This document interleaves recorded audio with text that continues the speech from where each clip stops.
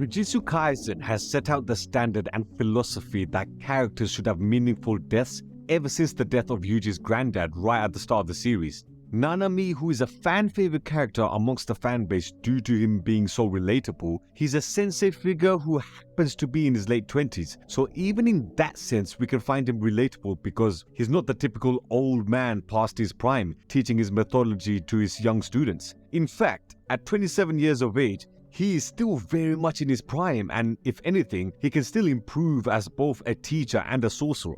But that all tragically ended in chapter 120 when Nanami got killed by Mahito right in front of Yuji. So was this death a meaningful one? Did it make the impact in the story for both Yuji and Nanami as characters? I think firstly, I need to say that it's a good thing that Akutami is killing off these super popular characters such as Nanami, because it gives the series that early Game of Thrones feel to it, where your favorite character can potentially end up dying, so making him die right in the middle of the Shibuya incident arc, as well as Gojo being sealed up earlier on in the arc, enhanced the stakes in this arc and made this series a lot more darker.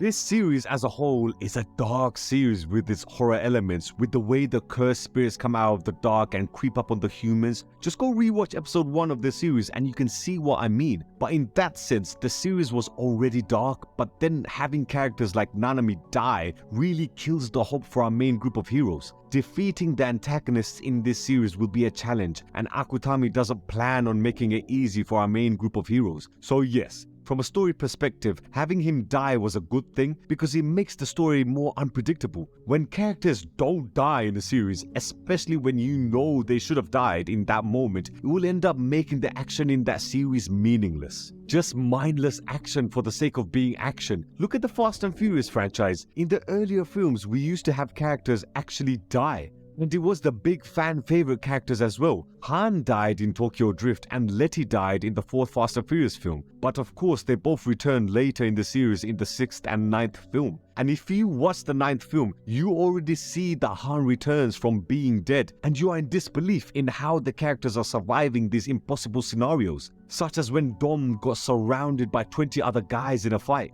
It's stuff like this that makes the action boring, because you know a character like Dom will survive, and if he does end up dying, he will return later on in the franchise, as we see with Letty and Han. The whole point is not to have the action become boring, which Jujutsu Kaisen has some of the best action, mixing an MMA style of fighting with magical sorcerer power. Nanami's death just confirmed to us that every time our heroes engage in a fight, there is a possible chance of them dying. Now, from a character's perspective, this is where a big debate comes in, because Nanami as a character, he gave up on becoming a Jujutsu sorcerer and was motivated by making more money and becoming a salaryman working in a corporate job, which is a perfectly normal thing to do. He wants to make money, which everyone wants to do. But we see through the flashback that he doesn't really enjoy it. He looks completely dead inside, as the mundane duty of working 9 to 5 just kills him. He is overworked because he's working with investors' money, and if any of you work with clients, you know how much of a headache that is. You could potentially work insane hours, which is what Nanami did, as we see in the flashback with him working late night shifts. But then in episode 13, we see him save the bakery girl from the cursed spirit. That reawakens him.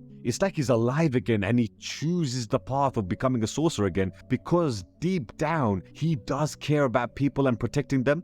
As we see with Yuji, when he doesn't want Yuji to do the Mahito mission, because that will just put extra responsibility in Yuji, as Yuji is still young and shouldn't be propelled into the pressures of adult life and responsibility. Because let's be real, Yuji should not be fighting Mahito yet. He is not ready to fight Mahito 1v1, so him choosing to fight Mahito alone is him taking the adult responsibility and putting the burden on himself, rather than putting all that pressure on Yuji. In this little mini arc, Nanami became the mentor figure for Yuji, as Yuji then proved that he has the capability and physical strength to keep up with both Mahito and Nanami. And it's a good thing he interfered when he did in chapter 30, because Mahito was dominating Nanami, and even then, both of them combined together, Mahito still made it a good fight and matched them both for strength. The irony of it all, 90 chapters later, all three of these characters are reunited altogether, but with Mahito being the one to kill Nanami. But I find what Nanami says in his final breaths interesting. He first talks about the things he should have done, like building a house in a secluded beach in Malaysia or getting to read the many books he has on his bookshelf.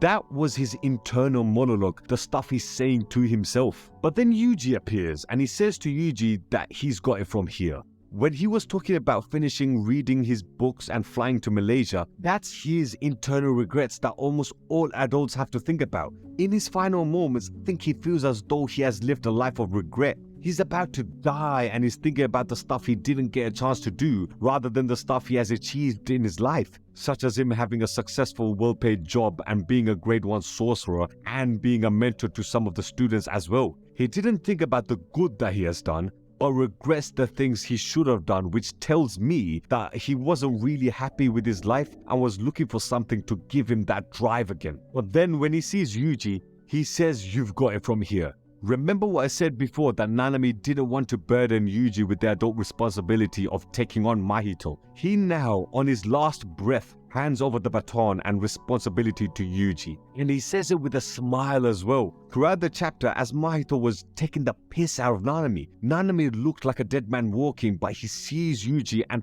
finally has a smile, which can mean that Nanami may not have been satisfied with his life and can even be disappointed and full of regret with the life he led. But after mentoring Yuji in the previous clash between the two and Mahito, where he refused to let Yuji be part of the fight, but now allowing him to take full responsibility to fight Mahito, gives Nanami that satisfaction, because he feels he did his part in allowing Yuji to be strong enough to take on Mahito by himself. Nanami likes to help people, which is the reason he returned to becoming a Jujutsu sorcerer. Him just helping that one girl in the bakery was enough for him to go back to the world of Jujutsu. And now him just even guiding only one student in Itadori Yuji will also give him peace in his death, in that he at least guided a sorcerer in Yuji who has the biggest potential in the world of Jujutsu. I don't know, what do you guys think? Do you think Nanami's death was meaningful or was it a mistake? Let me know in the comments down below. And of course, don't forget to subscribe to the Shaman Tribe.